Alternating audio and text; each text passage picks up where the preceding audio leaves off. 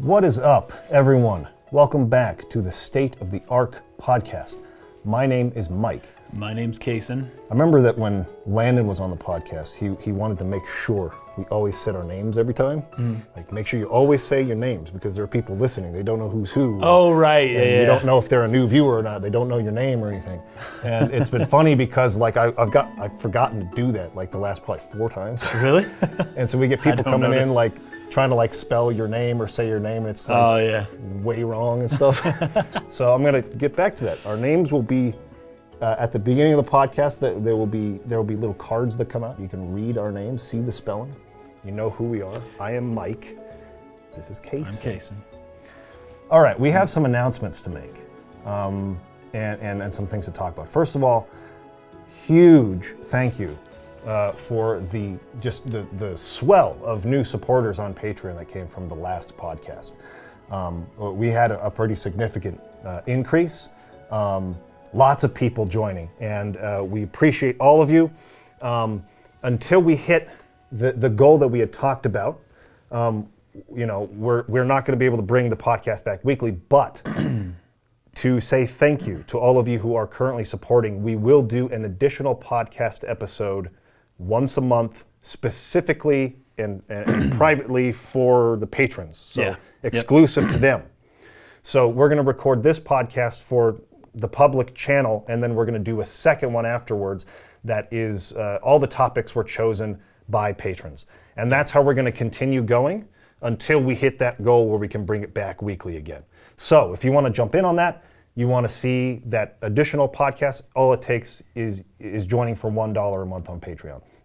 There were some people who they don't like Patreon. They don't want to support Patreon specifically, the organization. It's understandable. For understandable reasons. Yeah. I'm looking into what I can offer as an alternative, whether that would be PayPal or I know there's like Subscribestar. There's a couple something.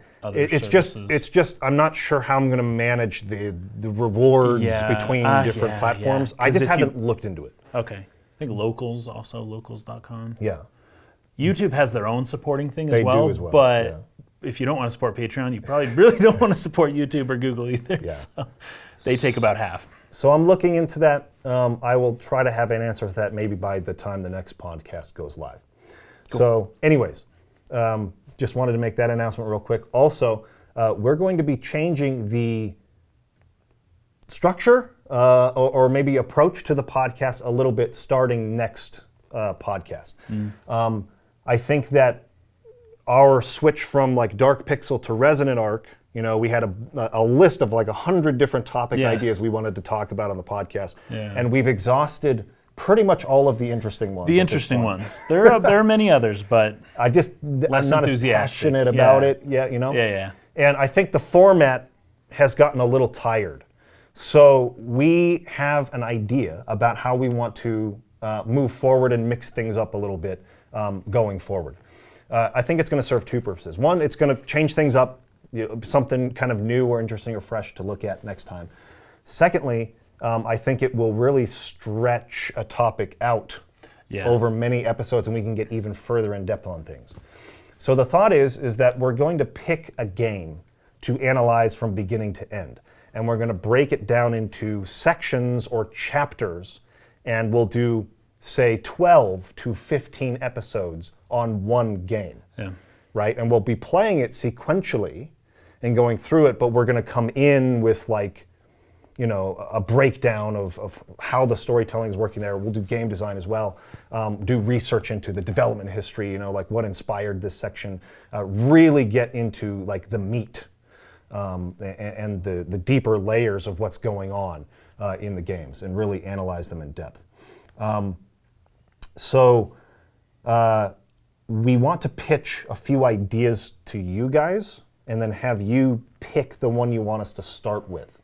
So there's going to be a straw poll in the description of the video. Go click on it, and you can vote on which of these 5 games you want us to do first. We have eliminated Final Fantasy VII for now. We'll do that one later. We've talked enough about Final Fantasy VII, I think. So we've chosen 2 Final Fantasy games, Final Fantasy X or Final Fantasy VIII. Then we've thought about doing Terranigma, Suikoden, Star Ocean 2. So, those are the 5 games. Go look in the straw poll, vote on the one you'd like to see us break down in depth. And like I said, there's not going to be a set number of episodes. It's not going to be like, we will always do 12 episodes. Some of them will require more, some of them less. And it all depends on the content. It depends on, like we've talked about potentially doing something like for Chrono Trigger. That would probably not be as quite as long as yeah. Chrono Cross. Sure, and there's stuff to talk about in those games, but we're specifically trying to analyze the storytelling and the literary aspects of the games and stuff. So yeah. So that's what we're going to do. We'll still field questions here and there, or maybe give some thoughts on like relevant news topics. But we're trying to get away from that a little bit more because I don't know. I just don't find it as interesting personally to do. That may be something that ends up mostly just on our Patreon. Yeah. Podcast, Yeah. not the main podcast, because Patreon will answer questions. If someone asked us a question about the news yesterday, well, that's what we're going to talk about. Yeah, exactly. So yeah, on Patreon, the Patreon exclusive podcasts will just field questions from you, and if you want us to talk about the news topics, that's probably where that will happen. Yeah. But that's kind of our plan moving forward. So go vote on that. Now, as for what we're going to be talking about today, we had a bunch of Patreon questions. And most of these we're going to be going over on the Patreon podcast. But there were 2 in particular that kind of tied together that we thought would be an interesting launching point to have a discussion here on the main podcast before we move into our new format next week. Yeah. The first part of this comes from Chris Kraus. And he's talking about what he calls death of the innovator. So he says, I started thinking about how almost every great modern storyteller that changed their respective medium has at some point seemed to lose it, to lose the creative spark that made them special, and in many cases people seem to misunderstand, or the creators, seem to misunderstand the very things their audience loved or appreciated about the original work.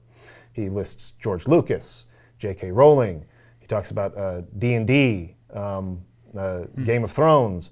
You could even make a case that Sakaguchi doesn't seem to have the same touch anymore. Are creatives doomed to lose their prowess in the same way athletes age out of their profession? Or is it the case, or is this a case of the line between genius and madness being so thin? Maybe also an issue of how the innovators or innovations of these creators lead to the form changing beyond them. Is it all the above? Who knows? I'd love to hear your thoughts.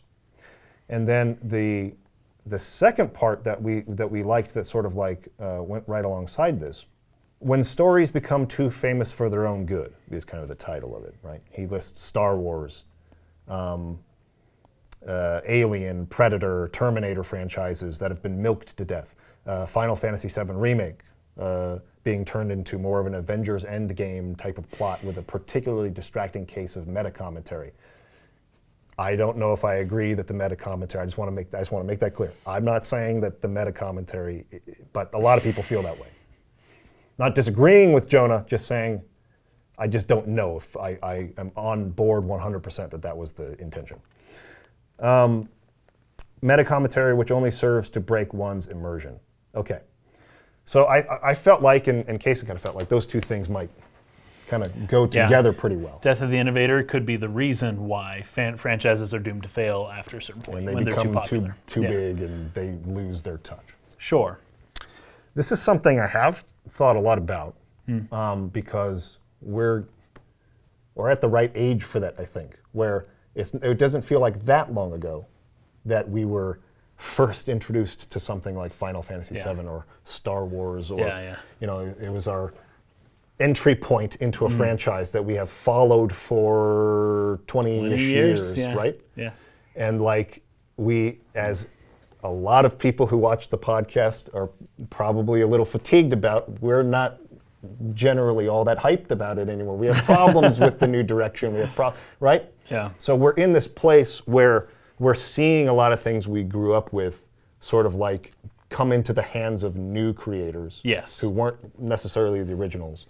And a lot of people criticized, say, Lucas for the prequel trilogy having lost his touch and wanting it to go a different way, but then they get what they... And then Disney buys it, and they're like, oh, it's all corporate. And it feels like the magic is lost. I think I can say that I have experienced that now for at least half a dozen, a handful of franchises I loved as a kid. Yeah. Right? One thing that was left off of this list would be Peter Jackson. Yeah. And that's a great Lord of the Rings. Great example. To The Hobbit. Yes. I don't think I need to say more. So, with that being the case, and the fact that like I have been like just obsessively working with like every ounce of energy and free time that I have to finish this novel I've been working on for 18 years, all the energy and just emotion. Dude, what if Death of the Innovator happened 5 years ago for you? That's what I'm worried about. You got to put this thing out, man. You got to get it out. Because if George Lucas held on to Star Wars till he was 70, he'd have changed it until it wasn't good anymore, you know? What I guess I have felt, I don't want to come off as being like dramatic, like overly dramatic. But putting aside like personal struggles that I've been through in my life, whether it's death of family members or loss of friends or financial struggles or whatever it might be, right? Outside of those like immediately impacting your survival in life or like relationships with people who are close to you. Writing this novel has been the most difficult, strenuous mental task I've ever undertaken, and it's not close by 100,000 billion light years. It is so mentally draining, and just what I find interesting and why I resonate so much with creators from when I do the Final Fantasy retrospectives research, and I find out about, or even Chrono Trigger, and I find out Yasunori Mitsuda talking about how sick he got during development. How he didn't sleep at all, how he developed stomach ulcers, his stress was so high, you know, he was like a heavy smoker. I mean, like, the energy put into a thing to be like, I'm gonna do the very, very best work I can possibly do, and just perfectionistic about it. No one can do that forever. How can you repeat that? I know, seriously. And I have a similar thing where I tend to work in bursts, in sprints. I do a ton of work in like 3 hours or so. And an employer might come up to me and say, hey, dude, how come you can't work that hard all day? I'm like, I literally physically cannot do it. But if you're going to put in that much effort into something,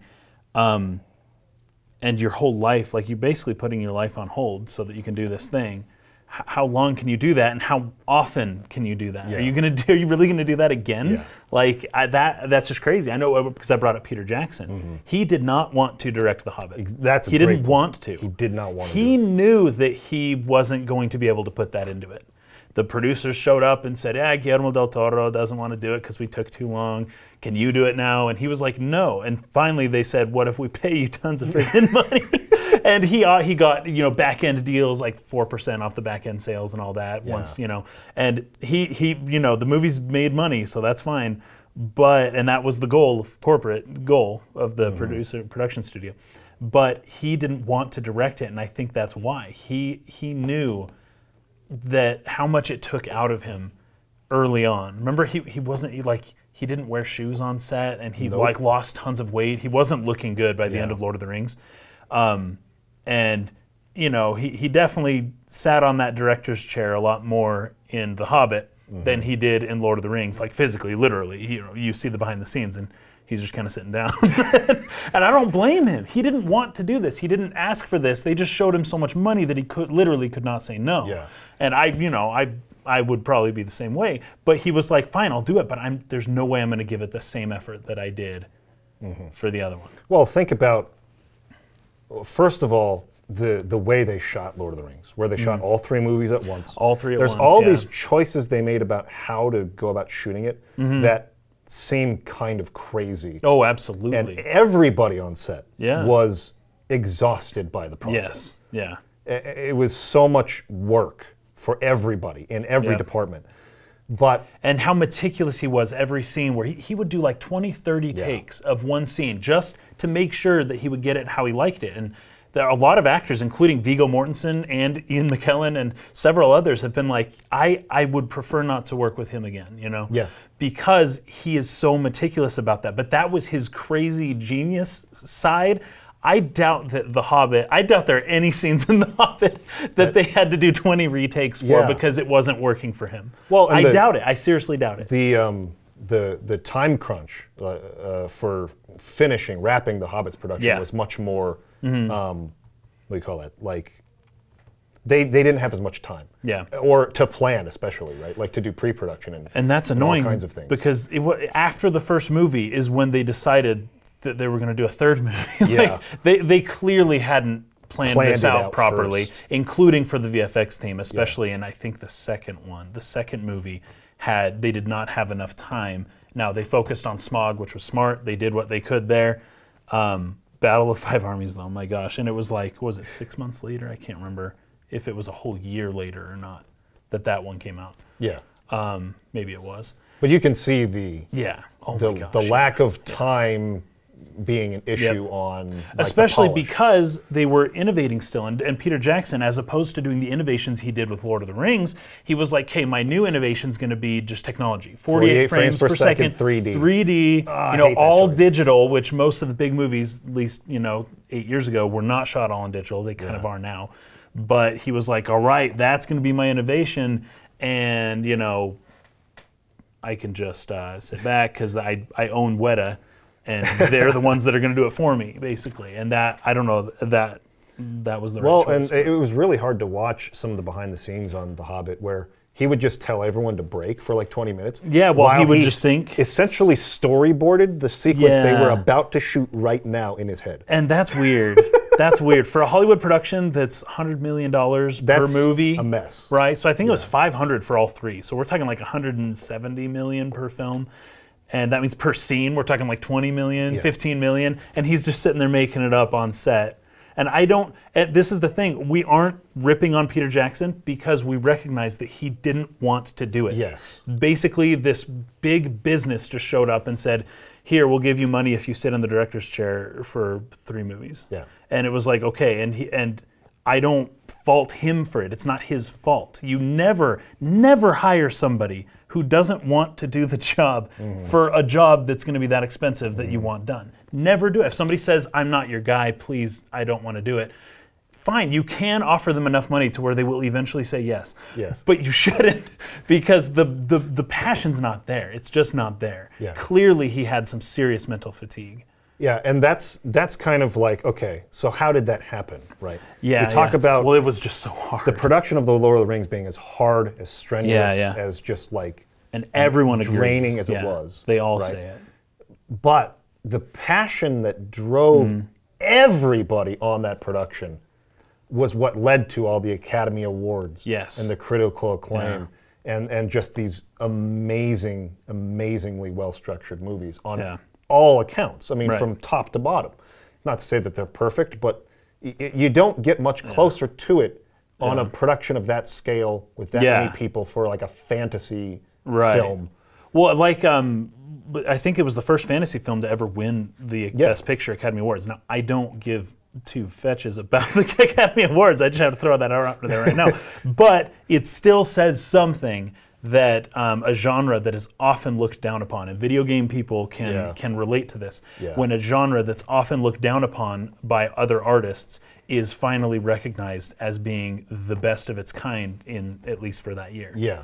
And it's like that, hey, I mean, the Oscars are not great, I don't love them, but that's when you know that they're actually saying something, is when they do something like that, where it's like, they don't do that every year. Yeah, and it speaks to the energy and the passion put into that. Yeah, by everybody. Right? It was as high a level of dedication as you can find.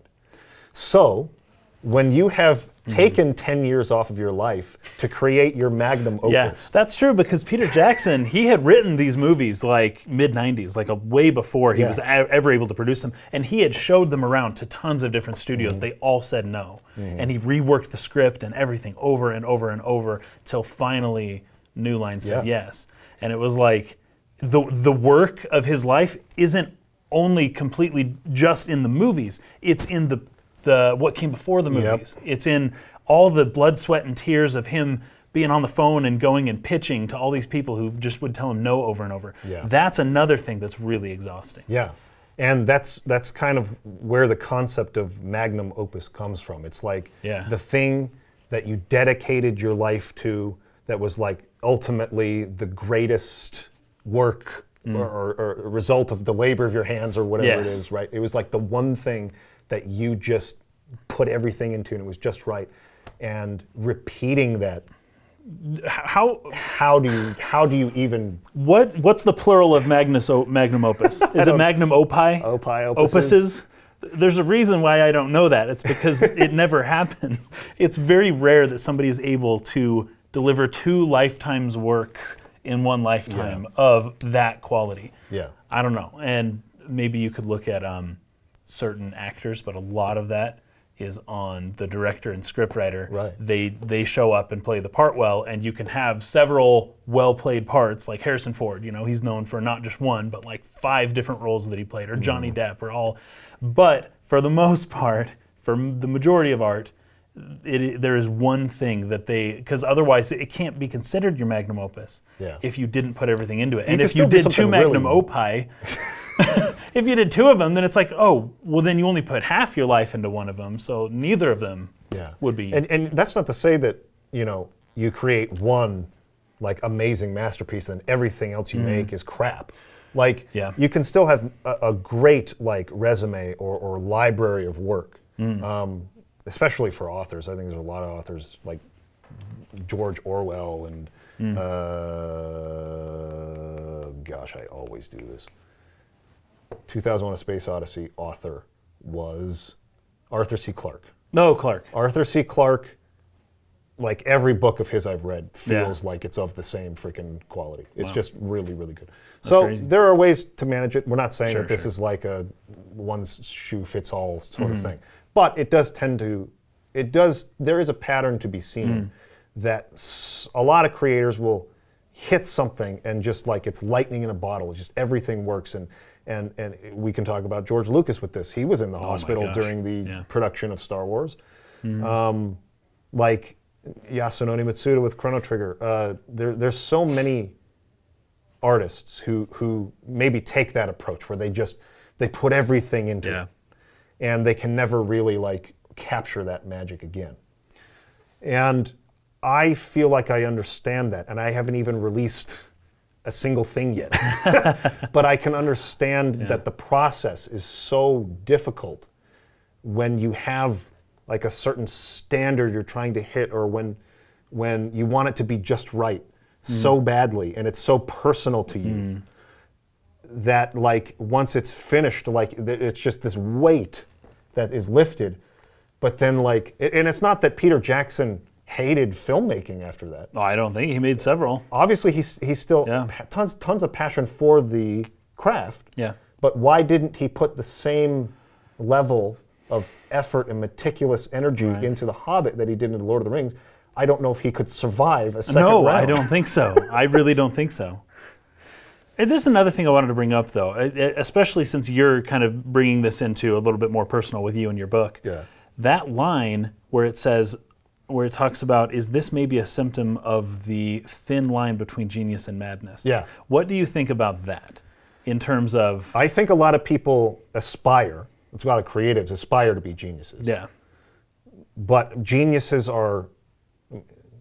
Unless you're going to diminish the word and call everybody a genius, then who's a genius anymore? Everyone's so special, yeah. There are only really, really special genius creators, far and few between. Yes. Right? There are very few absolute like masters of a craft. There are lots of great writers or filmmakers or whatever who are really, really, really skilled, very, very good. Everything that they make seems to have a certain level of polish or an approach that just like is exciting or interesting. I would classify someone like Chris Nolan in that category. Right? Yeah, absolutely. Sure. Even though Chris Nolan has some films that are among my favorites, there are just some things about his craft that don't quite get all the way there. Right. I don't think he's great with character. I don't think he writes characters well. Right. And that's the one weakness in what he does. But I think that his ideas are so interesting that it sort of covers up that weakness, right? So, like, there are lots of great artists. There are even more good artists. Right. Right? So it's not like you have to be a genius in order to have a successful career or to make something that has a wide appeal and that like touches the lives of a lot of people and has a lot of influence. I mean, there are only so many people that are going to hit that category. Right. But if that's what you aspire to, and I think there are a lot of artists that do, they want to be a master at what they're doing. They're trying their hardest at that, and that's an admirable goal that very few people will ever actually hit, but at least the goal will push you as far as you can go. Right, right. There's just very few people that are going to achieve something like that, where 300 years from now, people will still be talking about you. Shakespeare was obviously one. Who are other playwrights from his time you've ever heard of?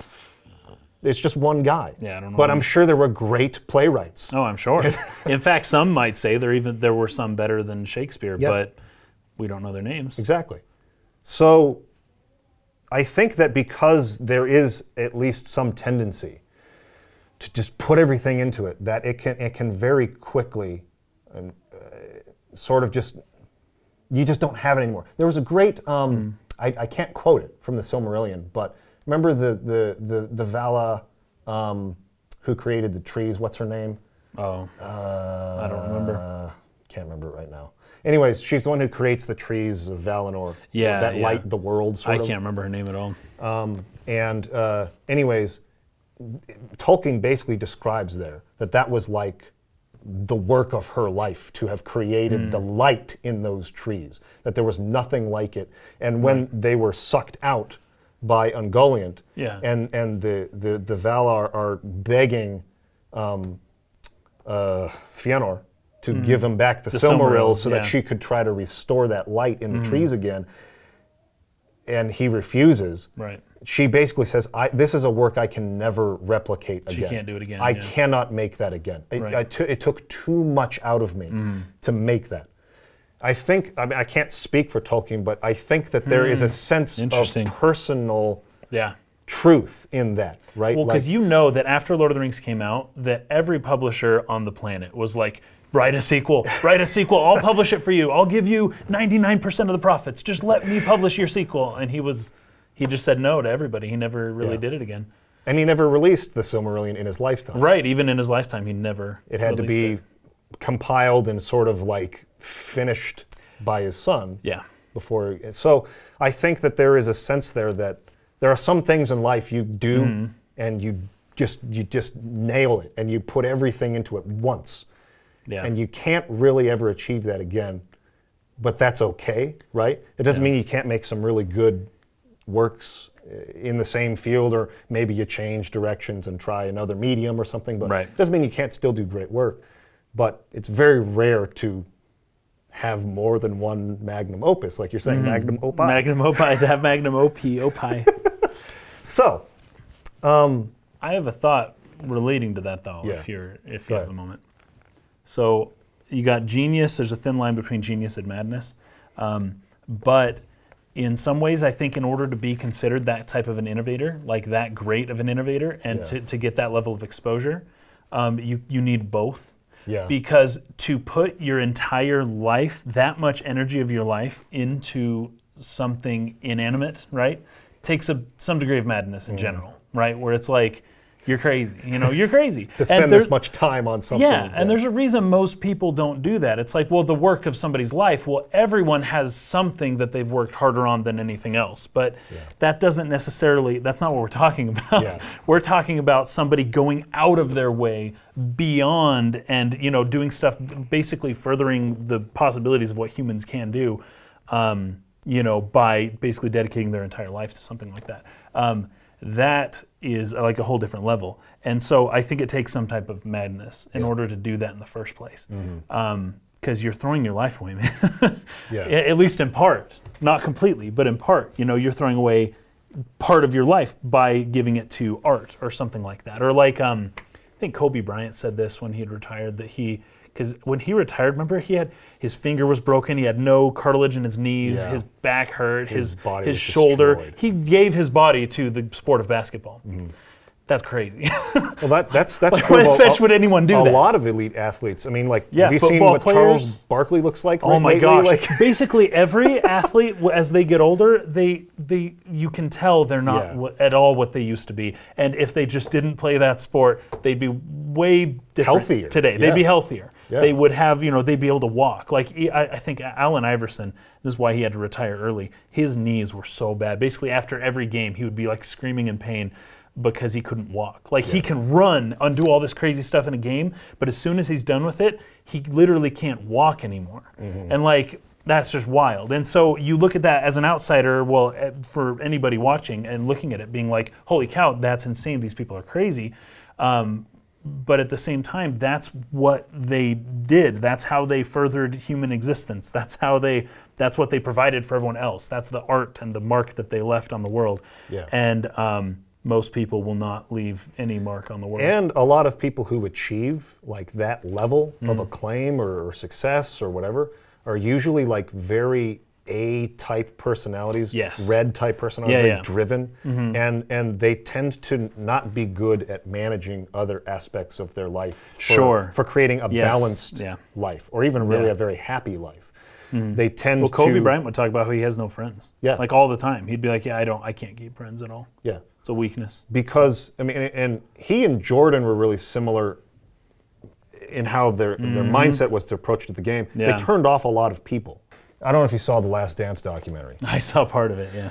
That was fascinating. There was a game where Horace Grant didn't play well in 1992 or something, and Michael told the hostess, like the air hostess on the plane ride back to Chicago, told her not to feed Horace Grant his meal on the plane.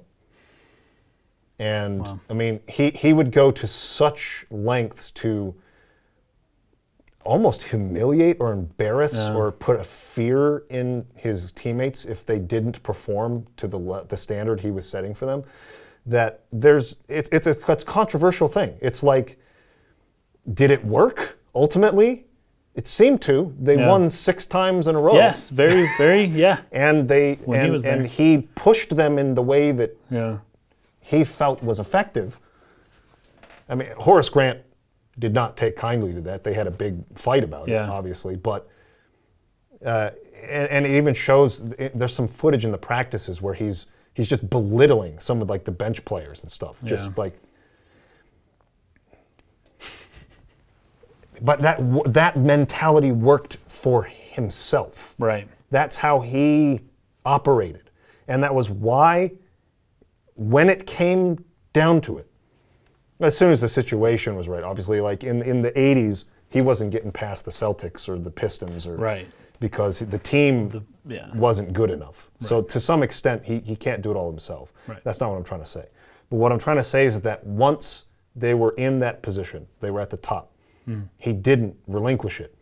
Right. And it's not that a lot of people will argue they didn't have competition that was good enough. I don't think it was that. They played real tough games there against Utah in those Houston, finals, and against Phoenix and stuff. Phoenix, yeah. Or Barkley. You were just talking about Barkley. Yeah, but in the moment where they needed a play, he always made it. He just willed himself there. And there's a certain mindset that it takes to have that level of discipline, dedication, ambition. Yeah. That makes you really good at achieving goals and getting to the highest level, and really bad at maintaining relationships. Yes, and doing anything else that other people think is important. Anything else. Yeah. In fact, I think there's a stock market analyst guy named Jim Cramer. I think his name's Jim Cramer. he was being interviewed by David Letterman once, and Letterman asked him, because he has this section of his show where people just call in and ask him about different companies and stocks and stuff, and he gives them his advice immediately, like without even thinking. He's just like, oh, they're rated this, they have this much in assets, and be careful, and this is how they've performed over the past few years. I wouldn't invest in them now, wait for another 6 months till the next earnings report comes out. And it's like, David Letterman asked him, how do you just know all this stuff off the top of your head? And he goes, well, Dave, there's a secret. I know literally nothing about anything else. And I thought it was so funny. And this was like 2005 or something. And I remember I was laughing so hard at that. But at the same time, I don't know how much he's exaggerating when he says that. Obviously, there's some amount of exaggeration there. But this guy, you got to watch him on, I think it's Mad Money was his show. He's crazy knowledgeable about what he knows about. And, maybe not so much about literally anything else. But you've got to be just like borderline crazy, going that heavy into one thing and forgetting about everything else, letting everything else fall apart in your life. Yep. And just going hard on that. Now, as far as Michael Jordan goes, when he started playing baseball, right, in 93, 94, something like that, I remember this was in a book he wrote. That was the first time that he had ever realized how hard it is for his teammates, for other people, to just not be perfect at whatever you want to do. Yep. He wanted to go, he thought he could just step up and be in baseball. Oh, discipline, hard work, I'll do it. He couldn't do it. Nope. So Dennis Rodman, also, this is funny, Dennis Rodman has said that he never has ever in his life had a full conversation with Michael Jordan. Nope. Never. Nope. And he's like, Michael would never talk to me except tell me what to do on the court. And I think this is part of it. Pistons were a good reason why, I'm sorry guys, we're getting into sports now, but the Pistons were a huge reason why MJ couldn't win early on. Did you hear the story? We're way off topic. I promise we will get back. We're talking about video games in next a second. time. But did you hear the story about in that 98 season, Rodman was just so mentally overwhelmed, depressed, whatever, by the pressure, the press, all this stuff. Yeah. He basically said, I have to take a vacation in the middle of the season. And Phil Jackson was like, fine, you can go to Vegas this weekend, but you have to be back at this time on Monday or whatever. He did not come back. Oh my god! So Michael Jordan flew to Vegas and freaking pulled him out of his hotel and flew him back to practice. Oh, dude. Anyways. Oh my gosh. That type of A personality. Yeah, I wouldn't do something like that. I'd be like, well, whatever. That type of A personality, it's not always the case that those are the only ultra successful people. I mean, there are a lot of quieter personalities, more reserved types. Yeah. A lot of artists are that way actually, who that's true, yeah. reach a large levels. George Lucas was not that type of person. That's true. You're right. You're right. He wasn't the greatest director ever because his direction confused the cast. He had a hard time telling people what to do. Yeah, he would just be like, faster, more energy. Yeah. And Mark Hamill's like, I don't even know what you mean by that. And so he would just say it faster, Say the line faster. No. Faster, more energy, Mark. And so it's not always the case, but it is common that you see, Steve Jobs, Hironobu Sakaguchi is one of those people. He doesn't come off that way in interviews, but here's a really great quote, if I can find it real quick. I think you'll find a lot of the successful Japanese leaders were like that. There's a culture in Japan of being very tough bosses, yes, right? They have very difficult bosses, and it's not uncommon for people to work 60, 70 hours a week, and their boss still tell them they're not working enough. Yeah, that's common in Japan. Got to go back a little bit here, but it's a great quote from Sakaguchi about just the type of reputation he had in Square, and it was actually true even going back to the first Final Fantasy, because he was trying to pitch Final Fantasy to the company, as all the company gathered together to hear pitches from the different production leads, the different team leads. He was Team A lead, Hiromichi Tanaka was Team B lead, and they had another guy on the C team. And he pitches Final Fantasy, and 3 people volunteer to work with him. And he said, I think it's in large part because I was considered to be a tough boss who didn't make anything successful. So why would I go work for that guy who's just going to give me a hard time and the game won't even be a success anyways?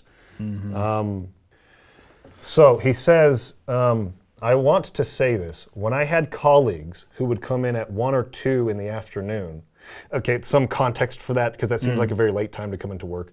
When they were really early on at Square, it was not like a super well-organized company. They didn't run things very professionally. They'd stay up all night drinking and going to the arcades and things like that, and then come into work, you know, kind of in the afternoon or or late morning the next day.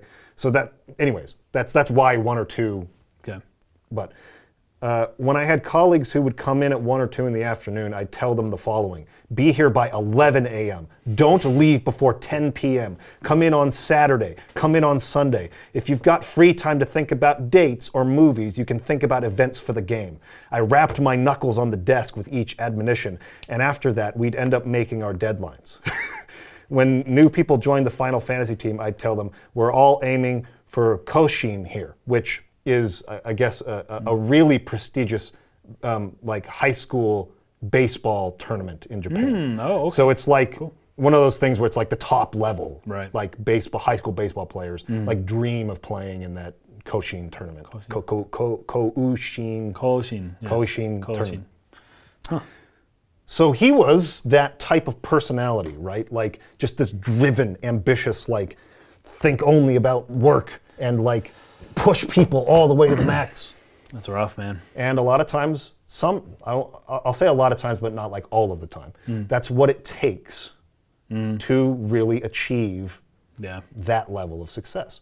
Otherwise, you might just fall into one of those good creators or even great creators, but not like all-time great creators, masters of something. And that's not to say that Sakaguchi is that necessarily. That's not that there's not weaknesses in things that he's done.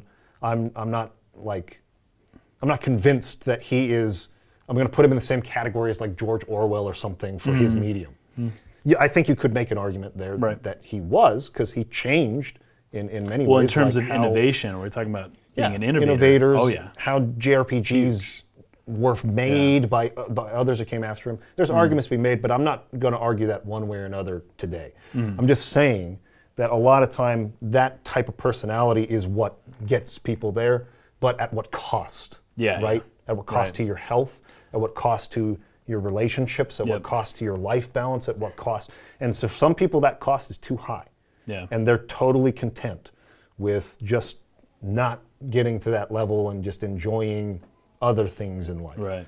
So now bridging off of that into talking about like when franchises then become too famous or too big for their own good, right? Yeah, when they what was the question? The specific wording of that question was interesting. When franchises when stories become too famous for their own good, Star Wars has been reduced to a mere product now. The Alien, Predator, Terminator franchises have been milked to death. I think I have some, So it usually comes on the back of a generational creator or something like that. Who makes something that just breaks through and reaches this level of fame and popularity that is off the charts. And that's when the money people step in and they say, there it is. There's the thing that we can, for the next 20, 30, 40, 50 years, cash in lots of money on, right? And a lot of times they take advantage of creators who are not so savvy on the business and legal side of things. They sell all their rights away and lose all control of the IP. And some are smart enough not to do that. And to George Lucas's credit, he never gave those rights away until the Disney deal. Until someone offered many billions of dollars. But even at the time that he was making those movies, he had disputes with 20th Century Fox. He had but he always kept creative control and license over Star Wars. And that's even harder to do. So among all the achievements that he made, regardless of your feelings about him as an artist, his level of competency as an artist, or whether a lot of his success came from the collaborations of the other maybe better directors surrounding him, or people who kept him in check early on. We could have that argument forever. But what he somehow pulled off was creating a franchise as globally enormous as Star Wars and keeping it for himself until he was for sure ready to get rid of it. That almost never happens. And even then, he still kind of regretted getting rid of it. Yeah, and I don't blame him, especially for something that was his life's work. Yeah. Right? But it tends to be the case that with a breakthrough, this has happened with Mass Effect, this has happened with Prince of Persia for me, this has happened with Final Fantasy for me. I know a lot of you still like it. I'm not saying you're invalid or that you're wrong, but for me, this has happened with Star Wars, this has happened with Lord of the Rings. At least for the movies, for the movie franchise. And what appeers to be some troubling news about the Amazon series that they're making. I know. With possible sex and nudity in it. Like, what the freak's going on there? Game of Thrones. Yeah. I can list just a dozen franchises that were really important to me growing up or at some point in my life that were really good, and then they just really tanked somehow. And it usually happens when the rights or the license to that thing. This isn't the case with a lot of video game companies because Final Fantasy was always Square's property, never belonged to Sakaguchi. It's hard to make technically, right? Same with Mass Effect. Mass Effect was a BioWare thing. It wasn't technically. I forget the name of the writer, but he's really good. Yeah. I've read some other stuff that he's done. He's just a great writer. But this tends to happen when the innovative mind, the sort of like creator, the guy who like this is the genesis of this world idea, whatever it is. Steve Jobs with Apple.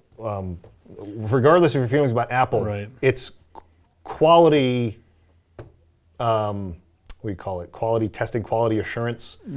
Has taken a sharp nosedive since he died. Yeah. Apple's products are made in larger quantities faster, and they make more money because of that.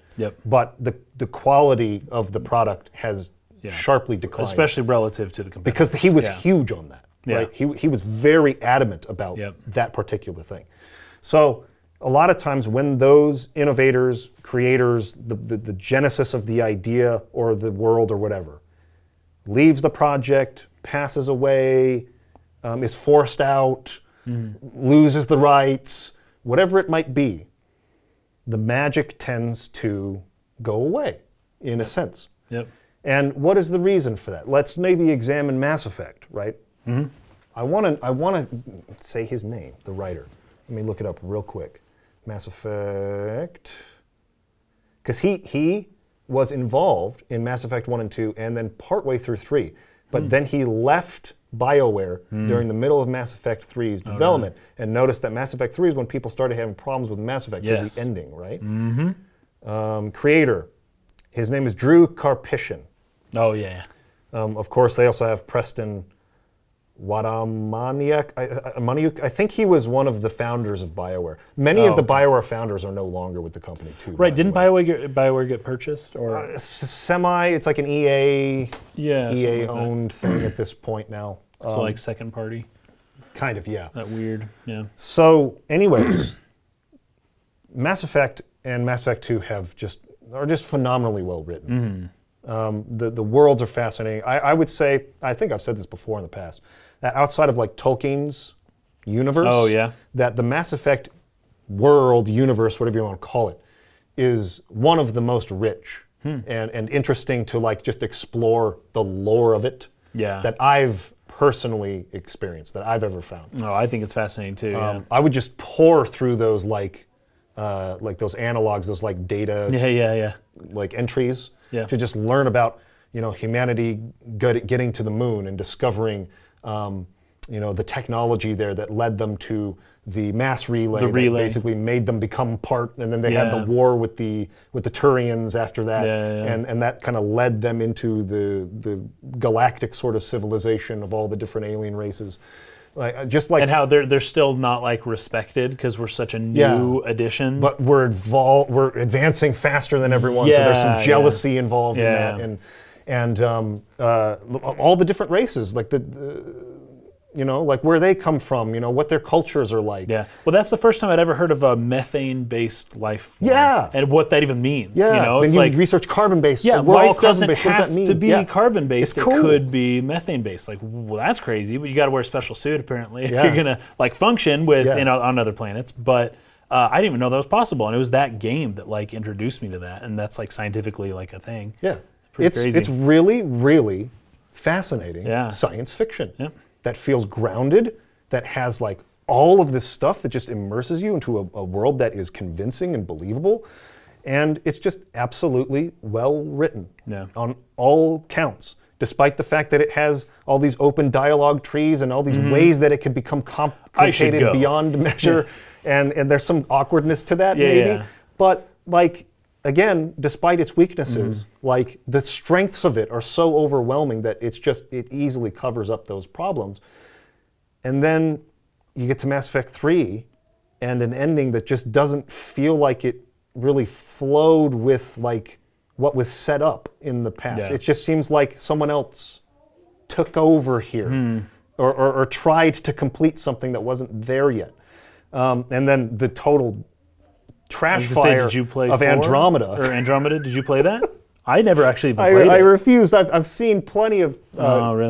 like Let's Plays and things. I saw when it first came out. Yeah, that looked freaking scary. Like it was weird. But the whole identity of Mass Effect, right? Well, people think I'm very pretentious about talking about the spirit of the work or whatever with Final Fantasy. I'm interested in that. 'Cause you want to boil down to like the foundation. Like, what is it really? Yes. I'm I interested agree. in that too. I agree. And Yeah. and there is an element of the identity, what it felt like to play Mm-hmm. Mass Effect, that does not exist at all in Andromeda. It's not there at all. Mm. And all of the creators had different, I don't want to call it agenda necessarily. A lot of people would say that, you know, they have different things that they value, different things that are Yeah. important to them to say.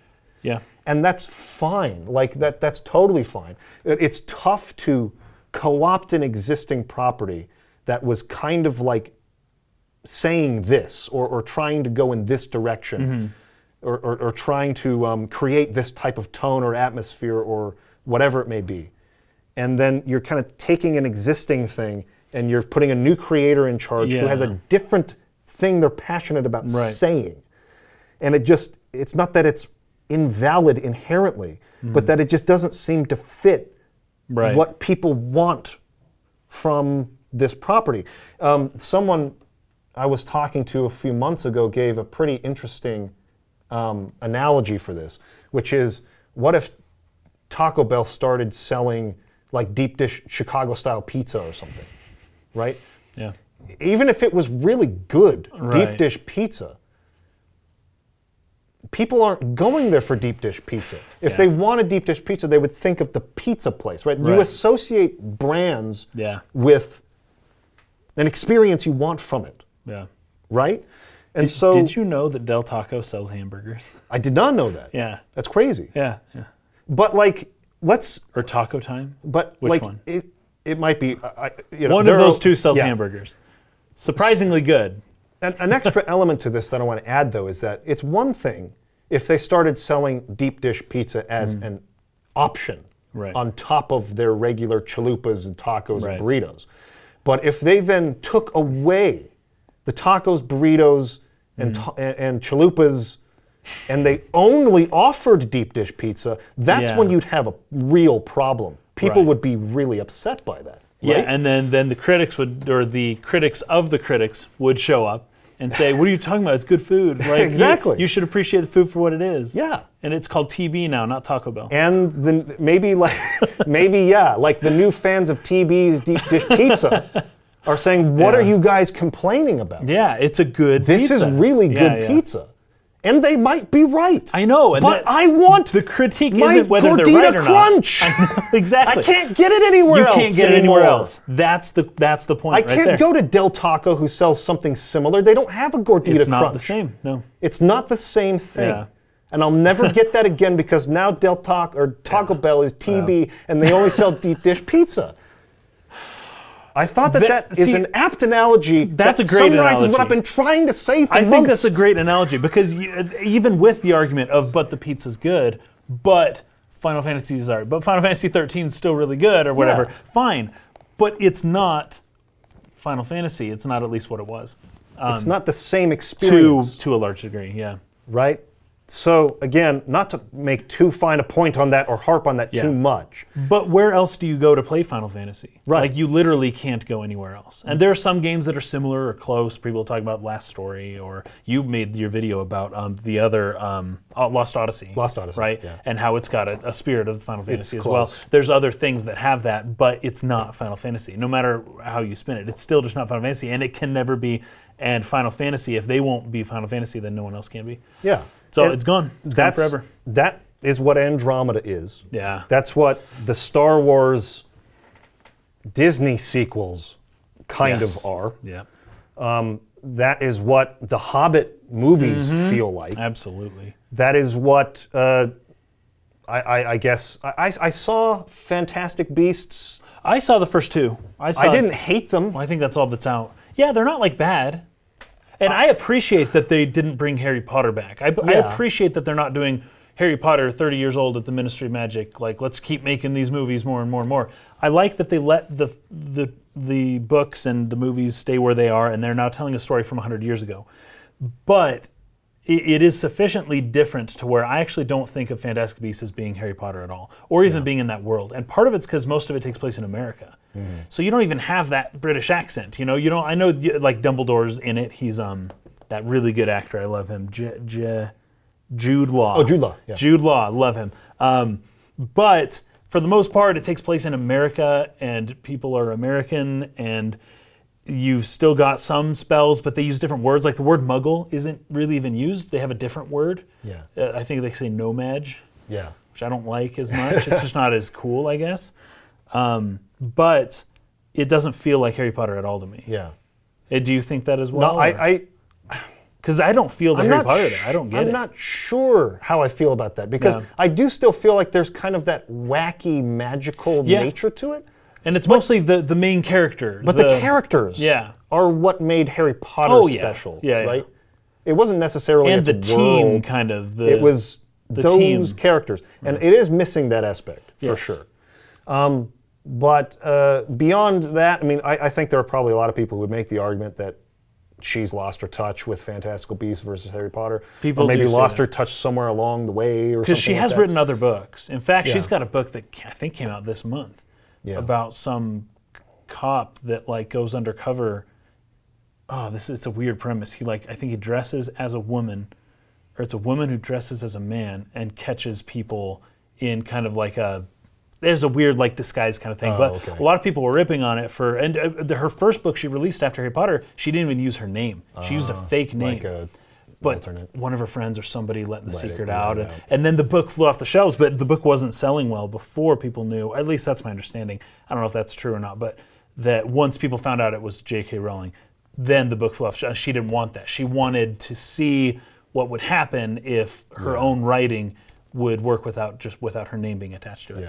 Yeah. But this new one, her name I think is attached to it, and she's still writing books. None of them are like Harry Potter. Now I haven't read them, but none of them have the acclaim that Harry Potter has. Now there is another element to this where perhaps the license or the property wasn't co-opted and given to someone else necessarily.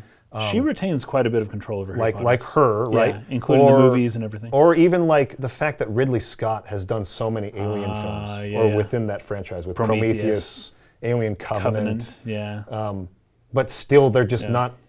They're not Alien. No, not even close. Not even close. They're not bad movies though. Like Prometheus actually was a pretty cool movie. Yeah. But when you watch Alien, you go back and watch the original so Alien. much Oh my gosh, that's a great movie. Yeah. That is a great That's a masterclass movie. Oh, absolutely. Alien. Absolutely. And somehow, I actually don't agree, but I can at least give or, allow people to have the opinion that Aliens is James Cameron also one? there, even though it's James Cameron. I don't like Aliens as much. Me neither. Some people think that's the better movie. Well, but Sigourney Weaver is very good in that movie, I think. And so her performance is still good. So I think that's why a lot of people still think that it works. But Alien is like one of those lightning in a bottle, all-time great science fiction horror films. It's just like, holy crap, that's amazing. Kind of like The Thing. John Carpenter's The Thing or something like that. Where it's just like, this is just really, really good. And super advanced for its time. Star Wars gets all the credit for how he approached shooting space battles and things. But you watch Alien, and like those shots of the spaceship and stuff, they look especially at the beginning. Phenomenal. Very well done. The models and like the way it was shot, phenomenal. It looks great to this day. Blade Runner as well did really well with that. I think some of those visual effects in those movies look better than movies today. And the matte paintings and stuff they did with the city backgrounds and stuff, those look very good in Blade Runner. Freaking great. Yeah. But anyways, Ridley Scott has still, to a large degree, had a lot of freedom to work within that IP, and hasn't ever really matched the first movie he put out. Well, think about it. Alien was released 41 years ago. I think so. It's been a long time. I mean, he's getting older. Well, and Ridley Scott has been up and down throughout his career. I mean, Gladiator's another one of those all-time amazing, that's right, great masterclass movies. Yeah, that's a very good But then, like, he'll release something and it's kind of just like, this is just, it's just not that great. It's just okay or whatever. I kind of felt that way about Prometheus, for example. But there are others examples. But that's kind of what I'm talking about, to wrap it back to the beginning again, is I don't think you can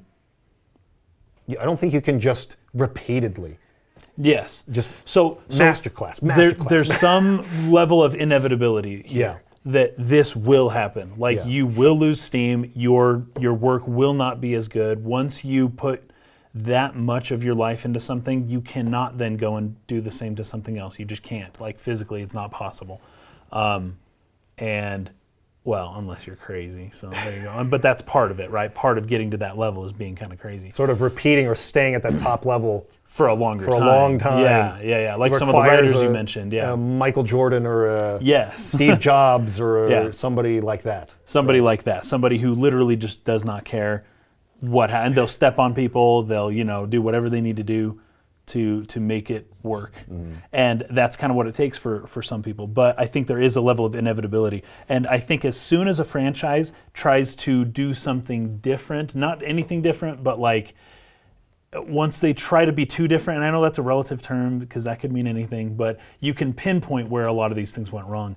And once a franchise decides, like, hey, let's reinvent or let's do something new, that's often when it's like there's no going back from that. And part of being crazy is, some ideas are crazy enough to work, but then you just keep pushing the crazy, and eventually, like, as some people, like with Hironobu Sakaguchi, it's like, well, every new Final Fantasy is a different world, it's a different story, it's completely different every time, right?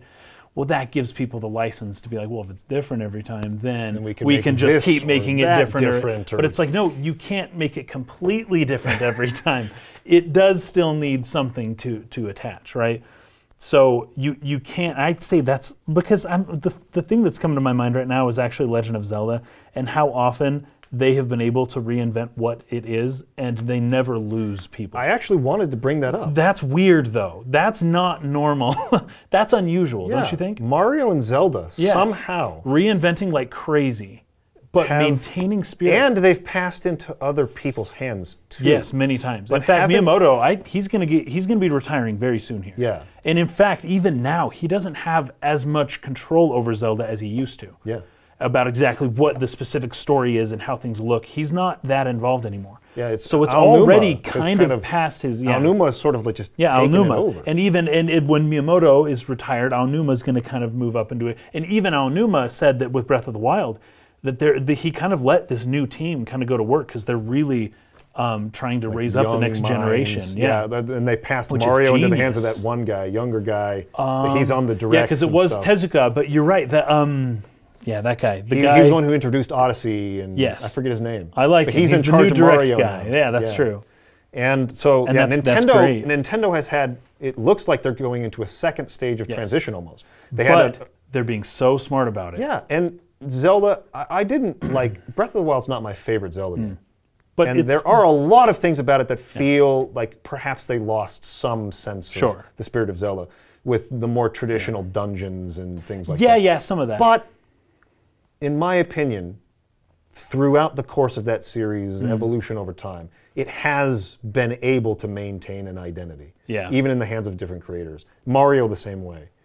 So, and maybe you could say it's easier, like those games aren't as, they're more designed in the traditional game design sense, in that you start with a gameplay concept first, right, and you build that's what they do, things around that, and there's kind of a story comes second, and it's not like necessarily like a driving force of the game, right?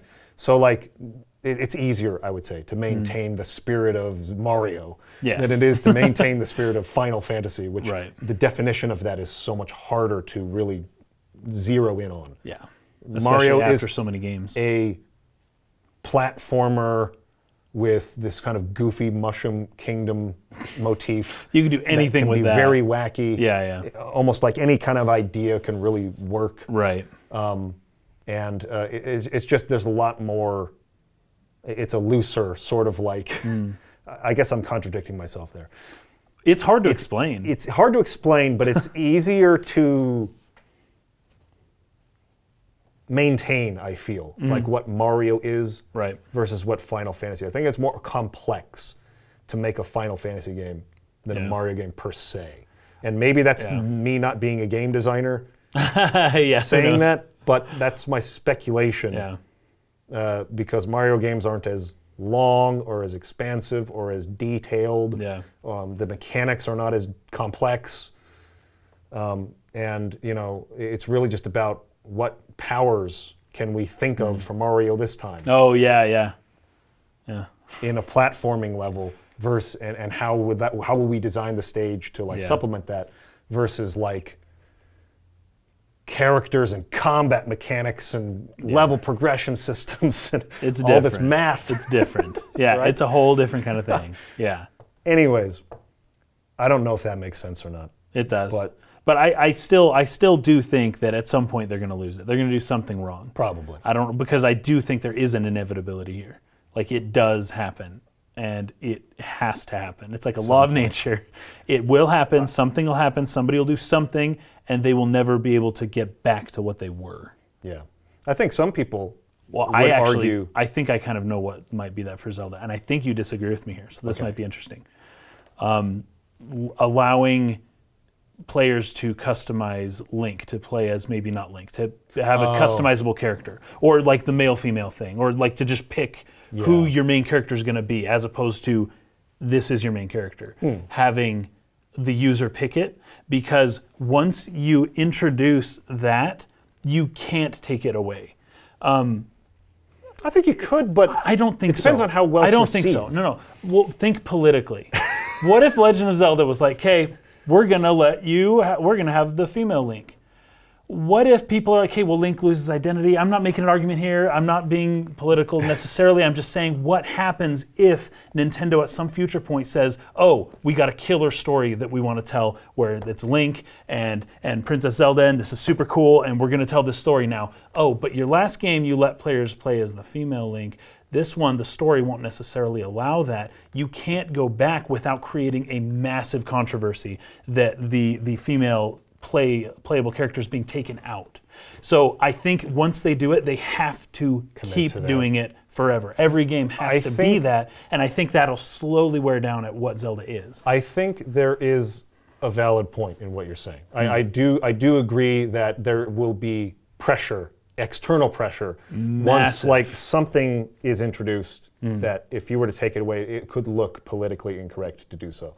I think that you're onto something with that. My counterpoint to that would be that I don't know necessarily that it's a direct counterpoint, but like Final Fantasy, for instance, with Final Fantasy III, they went into this wide character customization idea with multiple jobs and job changing, right? And when they were developing Final Fantasy IV, Sakaguchi and Tokita were really ready with the Super Nintendo to have a deeper, more involved storyline. And they said, it would make no sense for us to allow you to choose Cecil's class. Oh, right, yeah. Because the story hinges on him being a dark knight who is willing to kill innocents for the sake of his king. Right. And having a redemption arc where he becomes a paladin, right? Right. Like, the story doesn't work if you turn him into a white mage. Yeah. Or something like that. Yeah. Or some kind of magic user or something. Yeah. So they said, the story is taking precedence here. We have to turn back to a linear character progression again, right? And there was some negative feedback they got from that, because Final Fantasy III in Japan was really popular for its job change system. It was the first of its kind. Dragon Warrior or Dragon Quest III had class changing, but not to the scale or quite the same way that Final Fantasy did. Final Fantasy really took it to the next level, and it's what made it very popular in a lot of ways. The jobs of Final Fantasy, like Black Mage, and there's very iconic sort of imagery in that, right? Yeah. That gives it some of its identity. So the shift backwards, they hoped they could compensate by introducing the ATB system. So it's like the ATB is like, it's not a straight turn-based thing, right? Where it's like you just take as much time as you want going through your menus, select all your actions, and then the turn will play out. Right. It was like, it's live Some all the time. enemies attack quicker than others. If you don't make a selection, the enemy's going to get their turn and they're going to attack you again. So you got to be quicker. They hoped that sort of new aspect would sort of make up for this kind of return to a basic linear character progression. And I'm not saying that this is necessarily an equivalent example of what you're talking about, right. But there could be a way to step back on a major change like that if there's something to replace it that is also novel or maybe pushes it in a different way. But I'm not sure if I'm necessarily interested in being able to customize the character to be male or female. I think they already have what they need to have a male and female character have equal representation in the game. Just make Zelda playable to some degree. But that is kind of my point, though, is that does kind of go against what Zelda has been, I guess, up to this point, because once you make Zelda playable, you can't make her not playable again later. Like the damsel in distress again. Yeah, well, not just damsel in distress, just she's not there. She may be somewhere else, or even like in Wind Waker, she's not necessarily the damsel in distress, but she's not the main person in the story, and you could switch it around, but she plays a different role in the story, and it's just different. I don't know exactly how to say I can see what you're saying, but there it's just different. There could be some point of no return. You literally can't do it anymore. Where you can't go back to the original format of the Zelda Ganon Link. Yes, dynamic. or even in the future, if you want to innovate a different way, we want to tell a different story. We want to tell a really, we have a unique story about Link and just whatever, something happening where Link's the main character. You just will get so much flack for doing that now. Like imagine if, because I've heard they might do this, I don't know if this is really going to happen or not, but Captain America, that Chris Evans isn't going to be playing the part anymore, and that they might have a woman play that part now. Will they then be able to go back to having a man play Captain America after a woman is Captain America? Because then you're replacing, you're doing something that politically is not considered. We're going off on a terrible tangent right now. I just want to put the point out there that there are certain changes that you can't go back from. I think messing with the character, with the icon of the game, and the main playable character is one of those changes. I am not convinced that you can't ever go back. And I will point to Spider-Man as an example. Spider-Man has the Miles Morales kid version of Spider-Man, the Peter Parker Spider-Man. Miles Morales is a black kid, I think, and they have like a multiverse of Spider-Mans, right? I've heard of that. And then Peter Parker was replaced by a different kid for a while, and I forget his name, but everyone hated him, and they wanted Peter Parker back, so they brought Peter Parker back. Anyways, I'm not going to go on in depth on this because I'm not as knowledgeable about comic books and stuff. But I think Spider-Man is an example where they have been able to diversify the character's race or whatever without trampling over or abandoning the original character and still being free to bring the original character back whenever they want to. And I think that there's a way to handle that with Captain America, possibly with Zelda, where you wouldn't necessarily close the door on doing it in a traditional way. But I do think that there is something to be said about pressure once you've taken a step, making sure that's a step you want to take without the fan lashback. Yes. If you decide to not pursue that in a future game or something like that. Actually, I kind of have an example of this, and this does go a little bit with what we were saying about Death of the Innovator, because this is J.K. Rowling. This is like her current situation, where she kind of put herself in a position where she was willing to change her work not posthumously. What's the word? Post-work, usly. She would go back and say, oh, well, actually, this is how this was, and I make these changes and this change and this change, right? Now, it is annoying because I didn't like it when George Lucas did that. I don't like it when anyone does that. They go back and they change things about their work that's done and say, okay, well, so J.K. Rowling wrote Harry Potter and the Cursed Child, whatever, the play, right? And the play there's Hermione Granger is black, right? And so it's like, okay. And J.K. Rowling's whole thing was like, oh, well, I never said she wasn't black. And it's like, well, I guess I don't know. Okay, maybe not. I just read the books. Okay, well, whatever. Terrible. But and then Gandalf is gay, and then Donald Trump is Voldemort. Whatever. Dumbledore. She does. Yeah, that's what I mean. And so she's willing to do what the fans want her to do, but then all of a sudden. And people will be aware of this. It's been in the news and just all over in social media that she isn't willing to budge for one specific group of people that are clamoring. It's the transgender community. They're clamoring for I'm using a word that maybe I don't want to put any negative connotation on it. They're asking politely to be represented in her work somewhere, and basically she's saying no.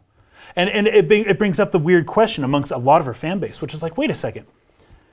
When these people were like, oh, what about us? You acquiesced. When these people are like, oh, what about us? You acquiesced. When these people are like, oh, what about this situation? You did it. Why aren't you doing it this time? Yeah. She's put herself in this weird situation by changing her previous works when people will pressure her to do it. She will give in to the pressure, and then she put herself in this position where she can't get out of that now. And now she's uncancelable. She's rich. She's Harry Potter's basically done. I think that's why she just doesn't care anymore. She's like, whatever, I don't care. But it's weird when you think that you understand that where she's going. She's willing to do these things. Then it makes you feel like, oh, if she's not willing to do this thing, then she must hate these people. Yeah. Right? Like, there's no other explanation for it. And as far as as an outsider looking in who doesn't give a fudge about any of this, I'm just like, yeah, why are you stopping here? You went all the way to appease all these different groups and people, and then you stopped right here? What's wrong with these? You must, like, it makes me, even I think, I'm like, yeah, maybe she really does have some issue, inner prejudice with these certain types of people. And it's like, it's weird, but that's what happens when you start giving in to the audience kind of stuff. Yeah. And that's part of why Death of the Author is a thing that some people are really into. Yeah. Because they're like, I don't like what the author says or does or whatever afterwards. Yeah. And so when we talk about Death of the Innovator and whether it's a thing or not, there's an argument for it, but I personally really like looking into the authors specifically and seeing what they have to say and why they did this, why they did that. Yeah. I think it's fascinating. But you're playing a difficult game when you're allowing the author so much power because they have that potential where they could change their work a little bit and say, well, actually, I meant this when I wrote that. And it throws everything for a loop. And then you get pigeonholed where once you start making, this is what happened to George Lucas. You start making changes, you don't stop. You just keep changing things and you keep adding stuff in, and the Blu-ray release. Okay, what can we change about Star Wars A New Hope again for the 5th time? Okay, like you don't have to do any changes, but he can't help himself because that's the position he put himself in. Crazy. This episode has been just tangent after tangent, but I do believe there's something there with Legend of Zelda. People start making changes, you get into a spot where you just can't go back. Okay, so this is the last thing I'll say on this topic, and I think we can wrap it up. Okay. And it is that there's an intent that is, I think, plainly transparent with J.K. Rowling for the reasons why she was sort of like posthumously, as you say, changing character bios almost. Yeah. Right? And it's clearly driven. The intent is to appear like woke or something about that particular issue or that minority or something. Yes. It's not because she laid those relevant details even in a... I think Dumbledore might be the one exception to this, where there might have been a hint that is subtle enough to where you could accept that as being possibly the original intention. Where she claims, that's what I envisioned the whole time. That's the one where I say, okay, maybe I can see that. Maybe. Hermione being African American or something, clearly not, since she was also involved in the creation of the films. Right, she was involved with casting and all that. And all that stuff. So, but a lot of it feels like she's just doing it to like win points. Yeah. Right? Why doesn't she care about these other points though? Exactly, because then she's crossing into a place where she actually believes something that people don't agree with. And no one needed to know this. She just put herself in a dumb situation. It's her own fault. She did not do this for artistic or creative reasons. Yes. She did it for reasons outside of the work. Yeah. And I think when you approach your decisions about the work from the outside, you will run into the problems you're talking about. Okay. I think when you approach those decisions from within the work, and they're driven by consistency, congruency, and real reasons that apply to the work. I don't want to use the word working. the piece being effective. Right. That you will find sort of a different outcome, right? And again, I point to the Miles Morales, Peter Parker, Spider-Man situation as being a version of that versus what J.K. Rowling did with Harry Potter being the wrong way to do it, with the way that Mass Effect was handled by the Andromeda team being the wrong way to do it. It's being done for the wrong reasons, for external reasons, not for reasons that make the story or the game stronger. And so I think there's a lot of nuance in the topic. I think there's a lot of creative or innovative thinking when it's being done for the right reasons, where you can make these things work and where even you could not include something next time and it still be acceptable. But it is something that needs to be carefully considered, because you can trap yourself and fan expectation can change over time. And there can be external pressures that, if you're not willing to deal with those or aren't prepared to deal with those in a tactful way, that you can hurt yourself and your property and a lot of things over time. And we see that happen more often than we'd like, unfortunately. But I feel like a lot of the pressure comes from a top down. Yeah, that separates the masters. This is what the kids want these days on Twitter. Let's make our game do that. Yeah. And it doesn't come from the right place. That's what separates the masters from the greats, from the goods, from the bads, right? Is their ability to navigate all those complexities and put their energy into it to solve the problems to such a degree to where, you figured it out. You solved that puzzle. Good job. You found an outside-the-box way of tackling that is new and fresh, innovative, pushes things forward, satisfies majority of the audience, is tactful and thoughtful, and not very many people are capable of that, or at least aren't willing to put in the energy to accomplish something. Yeah, some people might be plenty capable. In fact, some people listening to this podcast right now, you might be plenty capable. It's all about putting the work in. Yeah. And that's the hard part. That's the hard part. Yeah, somebody said this a while ago, ideas are cheap. Like, you might have a good idea. Yeah. ideas are cheap. Execution. It's all about execution. That's my argument, Yeah. and it has been for at least 3 years on this channel. The difference between an idea and the execution of the idea. And some people are more forgiving of execution than I am. I'm very, very, I have a high standard of execution and things, which is why I tend to be very critically minded. But it's true. It's easy to come up with an idea. It's a lot harder to make it work amongst a multitude of other ideas in this grand epic scheme or world or whatever you're creating. And anyways, that's what separates the masters from the chaff. From the not masters. Thank you for listening to our podcast. Hopefully it was controversial enough for you. I apologize.